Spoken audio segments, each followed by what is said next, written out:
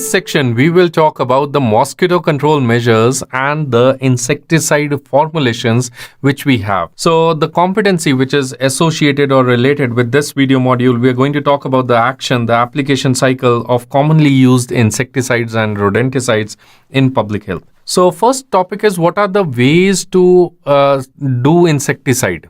What are the ways? So if this is insecticide, how can you put it everywhere?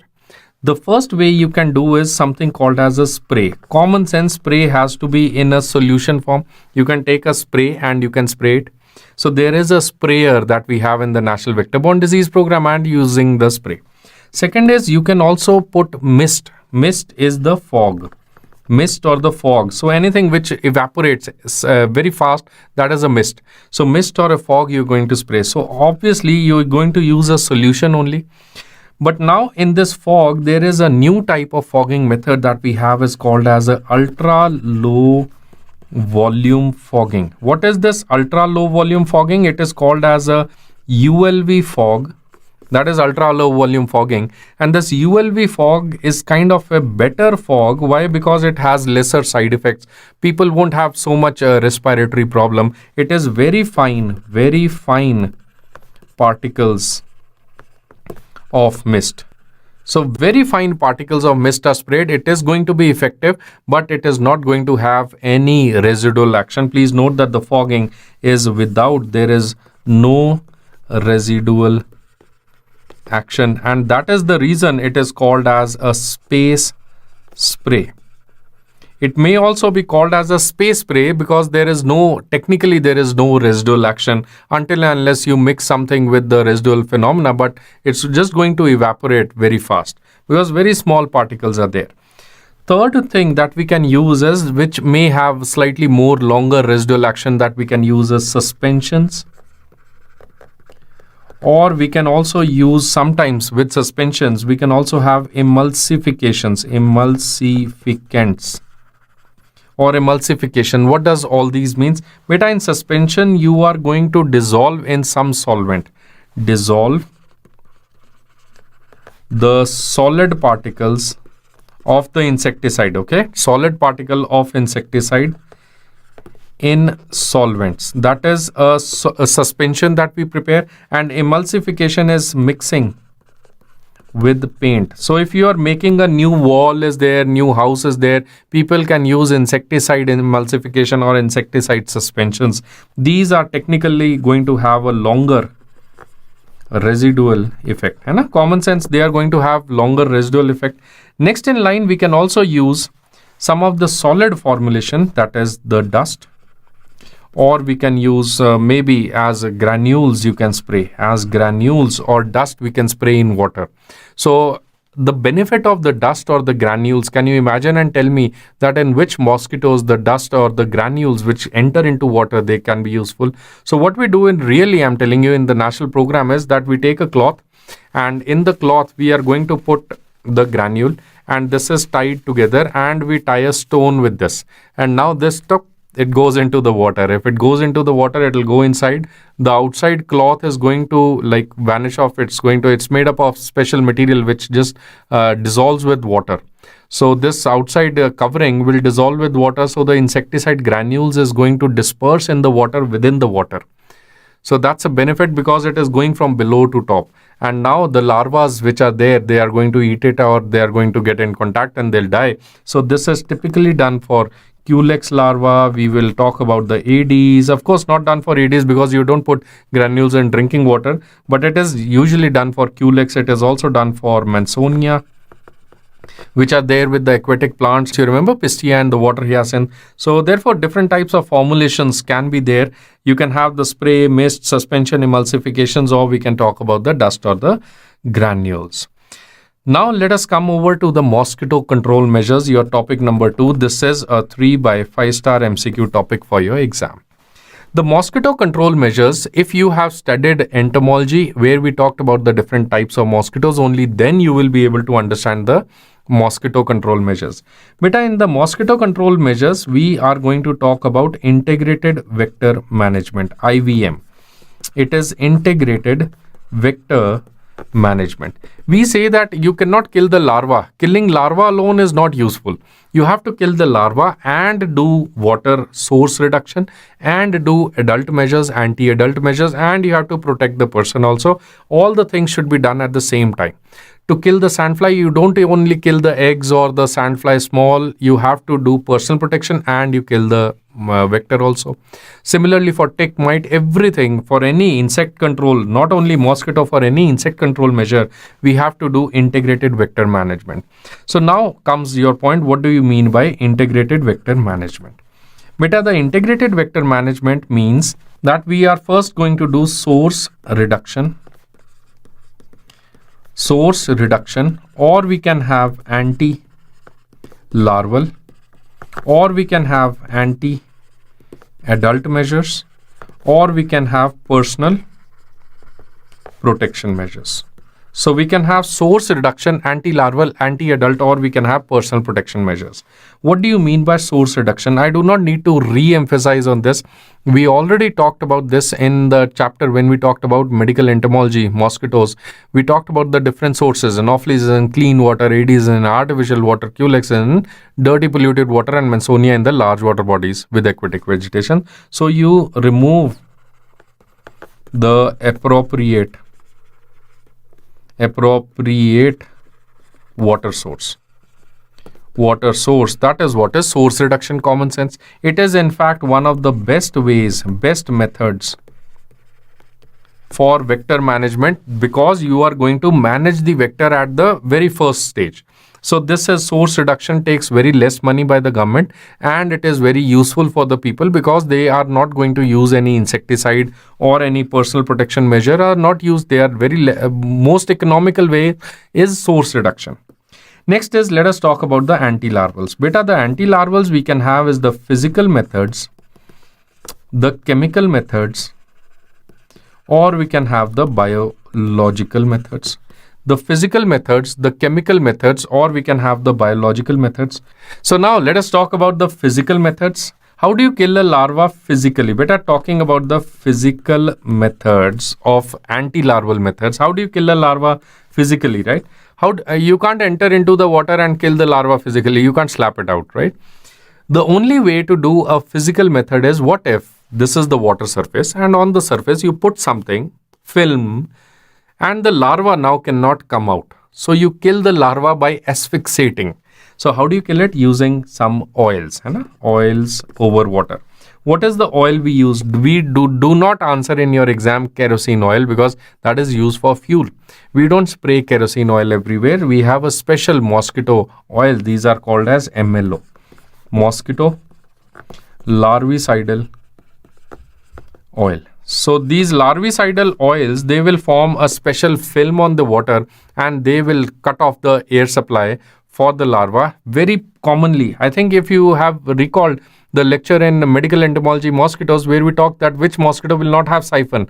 Answer is Anopheles mosquito. Hai na? So Anopheles mosquito larva will not have siphon, and because it does not have siphon, if you put a film, this mosquito cannot breathe air. It is very effective, very highly effective for Anopheles larva. So it is highly effective for Anopheles larva. What are the disadvantages? The disadvantages of putting film over oil is, first is it is expensive, very common sense. It is expensive.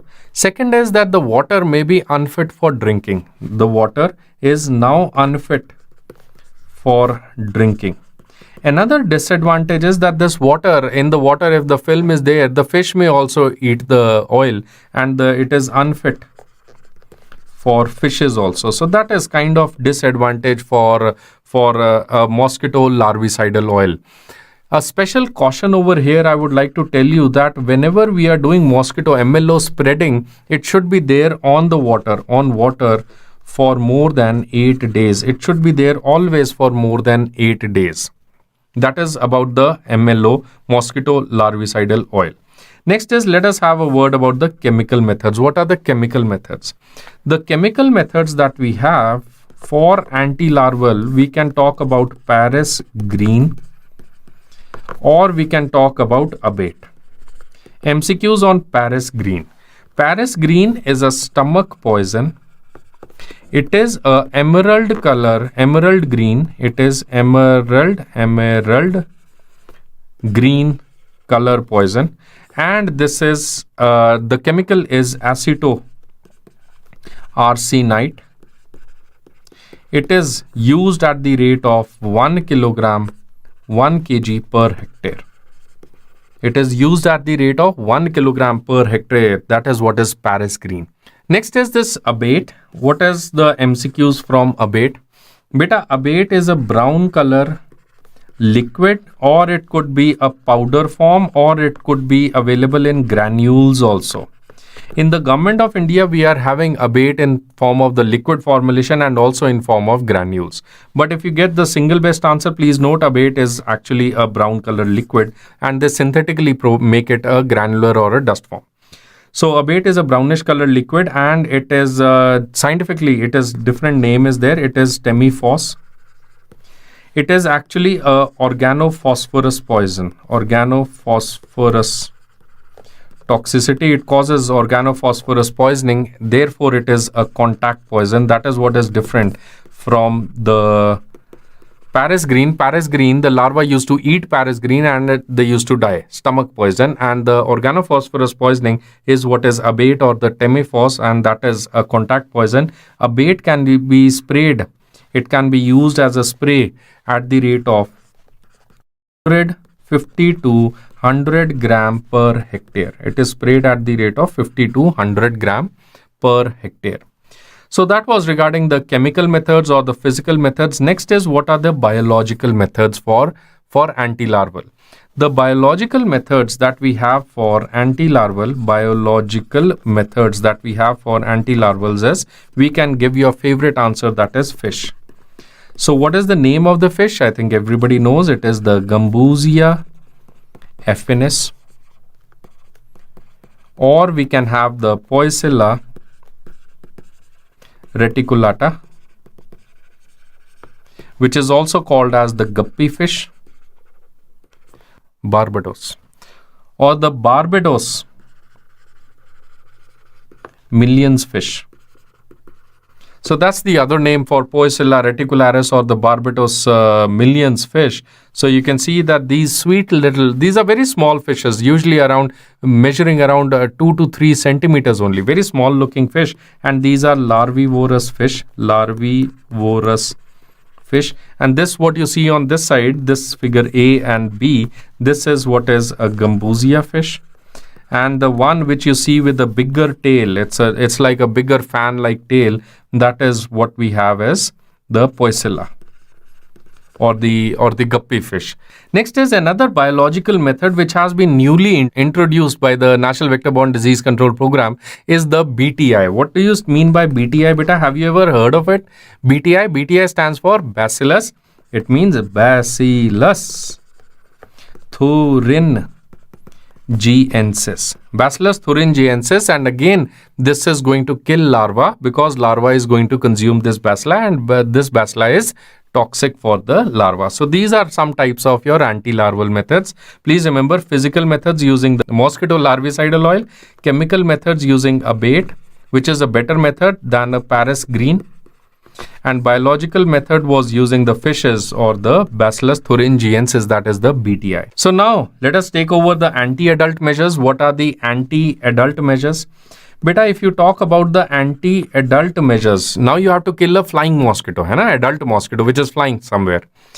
The only two ways to kill a flying mosquito is either use a spray or use a spray. I know you must be troubled with this. So first spray is either we can use a spray with a residual action, so it is called as a residual spray, or we use a spray with no residual action, it is called as a space spray. So space spray is what we technically, or in common words, we call it as fogging, and the technical word is a space spray. So now different insecticides can be used in space spray or in residual spray. Residual will have residual action, space will not have no residual action. So the first chemical insecticide to kill a flying mosquito, you cannot use bats or something else. So what we use in program on the public health basis, we use sprays. So the first insecticide that you should do is that is the DDT. Lot of questions coming on DDT. DDT stands for dichloro dichloro, diphenyl, trichloro, ethane, dichloro, diphenyl, trichloroethane. First MCQ, it is a white color amorphous powder. Usually, most of the organochlorous toxins or the organochlorous insecticides that we use, beta, they will always be in powder form, and the organophosphorus will usually be in the liquid form. So, DDT is a organochlorous toxin. It is a organochlorous toxin. The active component in this organochlorous toxin, the active component is a para isomer, which is the active component. In this DDT, this is a powder form. It is insoluble in water. It is insoluble in water, but it is soluble in other solvents. So you need actually a solvent, not water, to dissolve this white amorphous powder. So these are 2-3 MCQs.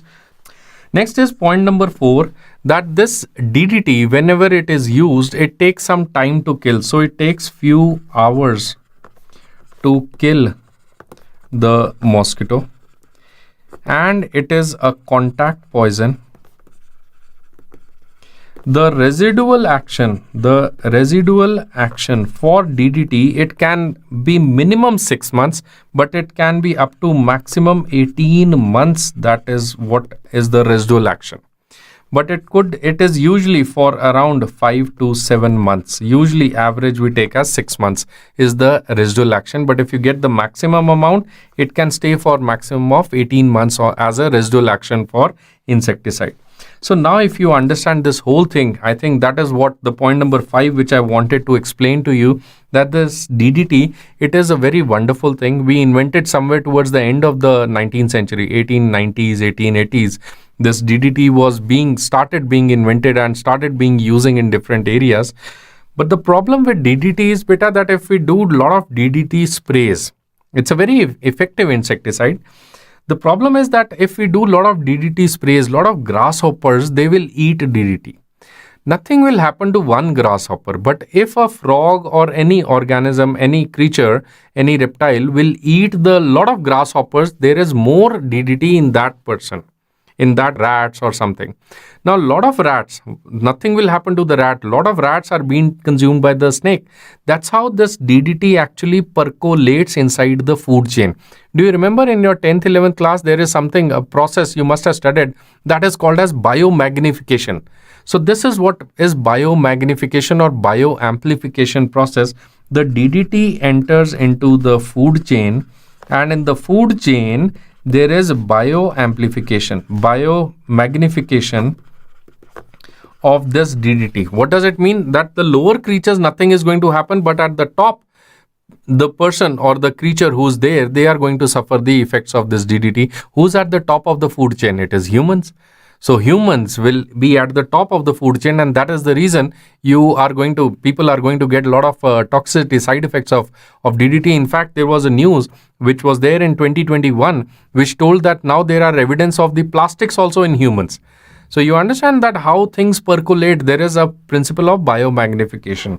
So due to this reason, now WHO has banned use of DDT in all the countries. Wherever we want to use DDT, we can use after approval from WHO. So DDT is now restricted use, and we do not use it everywhere. Of course, there is DDT resistance also, but there is problem of biomagnification also. These were some points, 5-6 points about DDT. Next in line, topic number 2. What is the question number 2 or the point number 2 is the next insecticide, that is malathion. Very important. It is used as an alternate to DDT. In Government of India, in the vector-borne program, we are using a lot of malathions. So what is malathion, beta? It is a organophosphorus poison, or DDT was organochlorine compound. This is organophosphorus poison, and because it is organophosphorus, again it is a contact poison like DDT. It is a contact poison.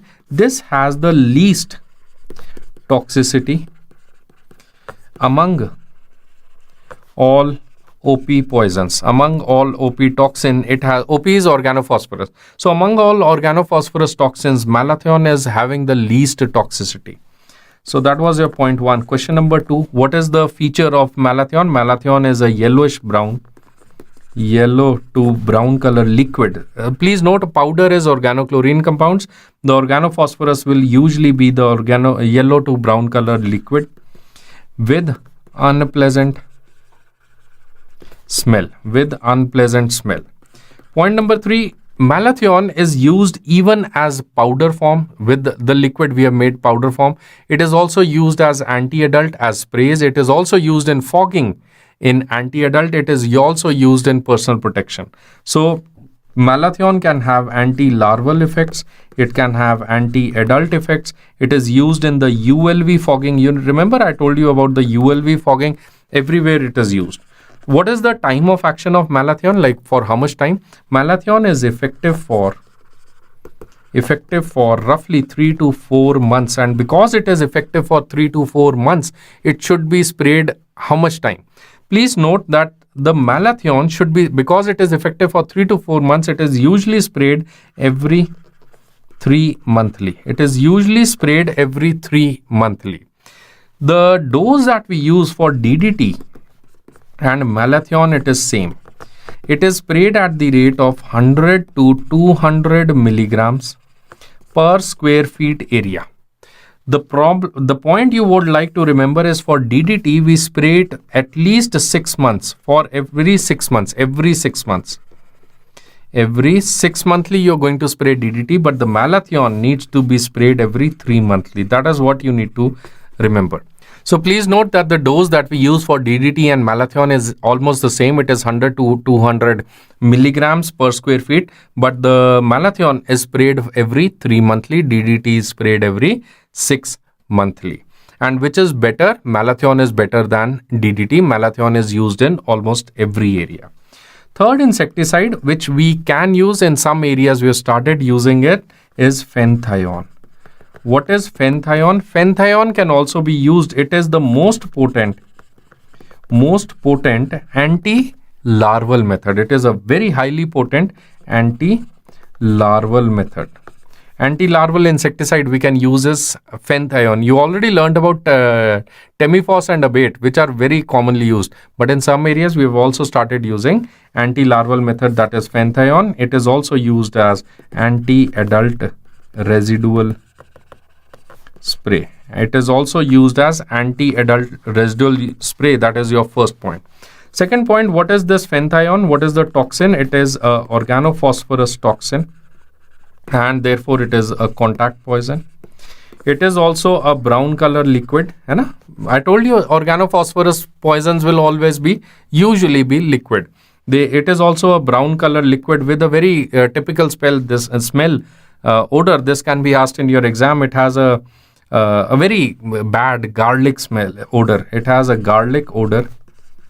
People who like garlic would not mind it. So garlic odor, it's a very specific odor for fenthion. It is sprayed at the rate of 100 milligrams per square feet area, and it's almost like everything is sprayed at the rate of 100 milligram. You can remember DDT, malathions and fenthions, and because fenthion is slightly more potent, you can remember single best answer is 100 milligram. Another one that you can remember is BHC. You've heard about BHC before? BHC stands for benzene hexachloride.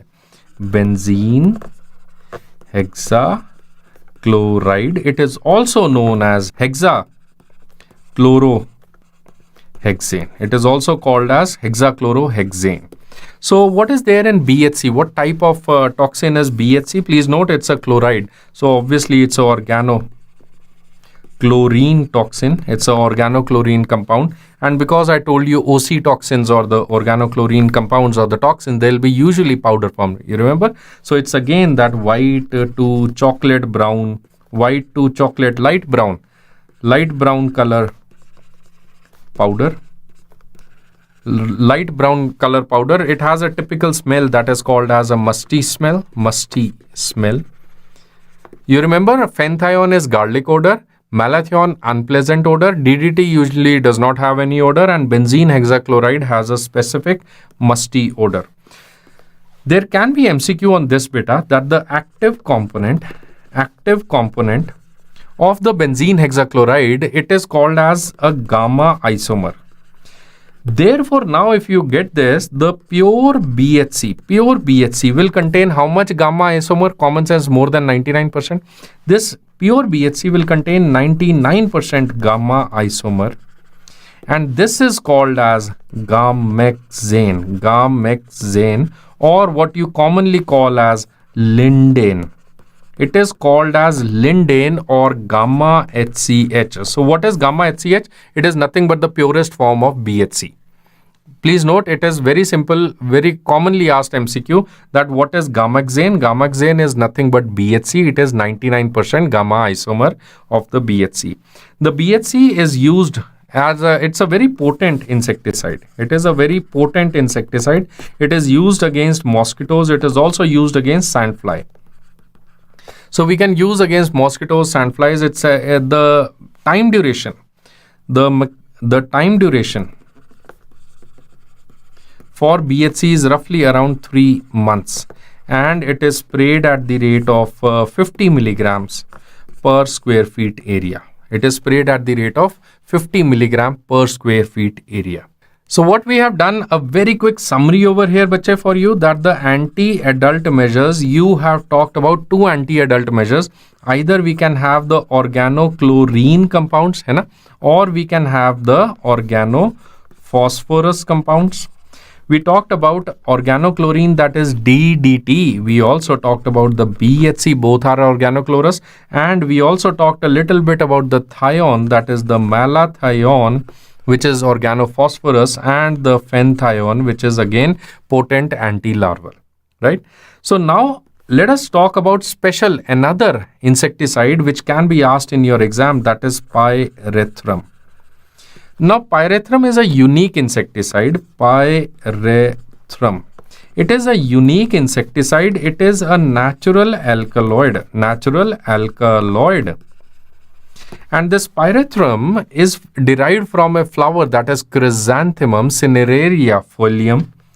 Chrysanthemum cineraria folium. This is beautiful flower which is there in the northern parts of our country, somewhere in Himachal Pradesh or Jammu and Kashmir. Now the problem with this pyrethrum or the natural alkaloid is that it's a very potent toxin. But taking it from the flowers, don't you think it will be expensive? For flowers, how many people will grow this chrysanthemum fields? India is a big country. You need a lot of pyrethrum. For a lot of pyrethrum, you need so many floriculturists. It's not possible, so it is highly expensive. It is a highly expensive chemical. It is a very expensive chemical, and that is the problem, that we have restricted our use of pyrethrum. But it is very potent. It is a potent contact poison and is used as a space spray. That is, for fogging we can use the pyrethrum. It is sprayed at the rate of 0.5 to 1 ounce per cubic feet. That is, it is sprayed at the rate of 0.5 to 1 ounce per cubic feet. And recently, because it is so much expensive and it is a very potent space spray, we have now developed something called as the synthetic pyrethroids. We now started using the synthetic pyrethroids. What do you mean by synthetic pyrethroids? They are derivatives of the pyrethrum, but they are synthetically prepared, which is making it more cost effective, yet they are affordable. So what are the examples of the synthetic pyrethroids? So just remember, what are the synthetic pyrethroids? All the thrins, delta methrin. We can also have cyfluthrins. You must have heard about permethrins. Permethrin is used in scabies, right? So permethrin is what? That is a chrysanthemum derivative. It's a synthetic pyrethroid, which is the derivative of the pyrethrum, which is obtained from a natural flower, that is chrysanthemum. So normally, what is being used in vector-borne disease control program for all the fogging and etc.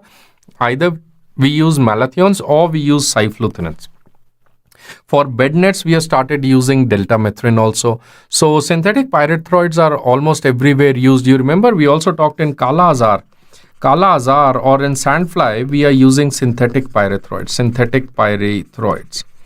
They have now been included into the national program for Kala Azar control. So now, having talked about the anti-adult measures, the pyrethrum, the organochlorine, the phosphorus, organophosphorus poisons, now I think let us move over to the last topic, that is the personal protection measures. So what are the methods in personal protection, bache? If you talk about the personal protection measures, how to protect yourself, that's the only thing, right? You can kill the flying mosquito anti-adult. How to protect yourself? Either use a bed net, or we can use some better clothings or some other personal protections, clothings, or you wear a PPE all the time, common sense. And the third thing that we can use is mosquito repellents. MCQ on them now. Bed nets, MCQs on bed nets. The bed net is not made up of cloth, there will be holes. The hole size should be lesser than 1.2 millimeter square. So it should be, the hole should be lesser, not bigger. If big, the mosquito enters. So 1 to 1.2 millimeter into 1 to 1.2 millimeters. Are you getting it? So it is usually of this range, because this range will let the air to come inside, but not the mosquito. There might be some machardani, some mosquito nets. You might have seen that they don't let any air come in. So probably the hole size was very small. Or there will be some mosquito nets in which we sleep comfortably. The mosquito nets will have the hole size which is appropriate, usually in range of 1 to 1.2 millimeter. So how much is the size of that hole? That is such a silly MCQ. Sometimes people ask you. 0.0467 square inch should be the hole size. There should be at least 100 to 200 holes per square inch. So that is kind of the norms that we have for bed nets for effective mosquito control. The bed nets could again be of two types. The bed nets we can have, which are the normal or the plain or the standard bed nets, or we can have the insecticide treated bed nets. These are called as ITNs. We also have something called as LLITN. What is LLITN? LLITN will stand for long lasting insecticide treated nets. So long lasting, they are long lasting. How much long lasting? Long lasting means lasting for how much time? It is lasting for more than 6 months. So lasting for 6 months is called as a long lasting. Usually the insecticide treated nets will last for 1 month, like 4 to 6 weeks. Normally insecticide treated nets will last for this much time. In long lasting insecticide treated nets, we have started using deltamethrin as insecticide for long lasting insecticide treated bed nets. Next MCQ is, what are the mosquito repellents? You have seen Goodnight, All Out, all these companies will be there and you switch it on. So what do you think in mosquito repellents? Is it anti-adult or is it personal protection? What do you want to say? The advertisement will say that you switch on Goodnight, the arrows will come out and the mosquito dies. Does it happen in real life? Will you switch on, all the mosquitoes will die? It may happen, may not happen. Please note that all these Goodnights and all these whatever companies we use, they have a mosquito repellent component, which is usually the DEET. It is universally present. So what is this DEET, beta? DEET is diethyl toluamide. So this is the active component in most of the mosquito repellents, but many companies, they have also started using within that same chemical, they will also use some synthetic pyrethroids. So in fact, they are also correct that there will be some anti-adult measure and there will be the personal protection measure. The personal protection is diethyl toluamide. So basically the mosquito does not like the smell of this DEET and it just goes off. That's the main mechanism. But yes, there are some thrins which are used, parallelothrins, and some thrins are used in different personal protective measures. So these are the things you would like to remember about personal protection. So beta, that completes most of your questions. In fact, almost 100% of your questions from the mosquito control measures. If you get a long note in UG exams, it is possible to get a short note, long note. So you need to write about all the insecticide formulations, about the source reduction measures, anti-larval, anti-adult, and personal protections. A very quick summary for all my dear PG aspirants who are preparing for their PG entrance exam. So beta, what I have made is I have made a summary table for you. We have already talked about the stomach poison, Paris green, fumigants we talked about, the contact poison, that is organochlorine and organophosphorus. The important ones you can remember is DDT and BHC with lindane. You can also remember malathion and phenthyon, which is very commonly used. The contact poison natural we talked about is pyrethrum. Synthetic pyrethroids are all the thrins. We can have the delta methrin, prothrin, resmethrin, and all these thrins. The repellents we talked about is the diethyl toluamide or the benzyl benzoate. So it's just a very quick summary table about the mode of action and about the insecticides that you would like to remember. Another table that I have prepared for you over here is the rate of spray.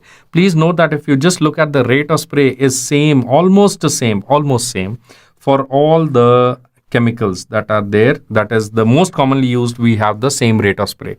BHC is roughly half of the DDT. Pyrethrum, if you want, you can remember, not very required. Paris green is sprayed at the rate of 1 kg per hectare. And similarly for MLO also, it is 100 liters you require for every hectare. So that's a very quick summary of what you wanted to do for all the mosquito control measures and the insecticides. So talking about the rodenticides beta, there are a lot of rodenticides. First is what are the metal phosphides. Very commonly we use the metal phosphide, that is the zinc phosphide, or we can also use the aluminium phosphide. This aluminium phosphide is what people commonly call as sulfos or the sulfas, people will say at home. So this sulfas is very commonly used, and it's a very high potent toxin. They release, all the phosphides, they release a gas that is called as phosphine gas. So now this phosphine gas, in smaller amounts the body can metabolize, but in huge amounts the body cannot metabolize. This phosphine gas will kill a person in case it is accidentally taken. So it can kill the rat or the rodents. It's a rodenticide, right? It can kill the rat in 30 minutes to 3 hours. Depend on the potency of the phosphine gas which is there. It is given as a bait. We make a bait out of this as 1:10 ratio. So 10 parts of the flour is taken. 10 parts of the flour and 1 part of the zinc phosphide. Usually I'm talking about the zinc phosphide. So 10 parts of the flour, and you take 1 part of the zinc phosphide, you mix it, you make a bait, and the rat will eat and the rat will die. The phosphine gas is very toxic. I'm telling you that in people who have taken sulfas in their homes because of suicidal attempts, it's not, we don't have a cure to control phosphine gas death, and it's a very painful type of death. It causes, within 12 hours, it will cause cardiac arrhythmias and cardiotoxicity. After that, next 12 hours, it's a liver failure. Then it's a renal failure. It's a multi-organ failure, 48 to 72 hours for a person. So it's a very highly toxic rodenticide. Next is barium carbonate. It has very low potency. It does not kill at all. So this barium carbonate is actually a chemical which is used in ceramics also. In ceramics also, we use this barium carbonate, and it kills in maybe around 4 to 24 hours. And the rat will actually get killed and die outside somewhere. That is what is barium carbonate. Why? Because the rat is not going to die immediately. The rat will eat it and will roam around here and there and will die somewhere at a different place. So it is not very effective. Not very effective, but still it was used some time back. Nowadays we are mostly using zinc phosphide. Most commonly used is zinc phosphide. Norbormide or red squills, they can also be used. Please note, red squill is a natural product. It is from a flower, natural product. And norbromide, that can also be used. So beta, what we have talked till now is about the mosquito control, the insecticide formulations, and the rodenticide. Let's move on and talk about some of the toxicity features. The toxicity features could primarily because of the organochlorine compounds or about the organophosphorus compounds, right? Common sense. So the organochlorine compounds, there are first MCQ. It is a nerve toxin. And because it is a nerve toxin, it will cause lot of convulsions, neuropathies, convulsions, and seizures. What is the antidote that we use in organochlorine compounds? And antidote is barbiturates. Whereas on the other hand, if you talk about the organophosphorus compounds, they do what? They inhibit the choline esterase. So if they inhibit the choline esterase, there is more accumulation of the acetylcholine. That means there is more amount of the parasympathetic features. So what are the parasympathetic features that the person will complain of? Common sense. There will be more amount of salivation. There will be more urination. There could be also cardiac problems. There could be paralysis and so on. All the parasympathetic features. What is the antidote, beta? Antidote for organophosphorus poisoning. Answer is atropine. That is for parasympathetic. Please note. So these are some of your questions which come on insecticide toxicities. Please note that you need to remember this table by heart. You should note that what are the insecticide, what is their mechanism of action. So with that, thank you so much for watching this module on insecticides. Hi guys, please subscribe my channels.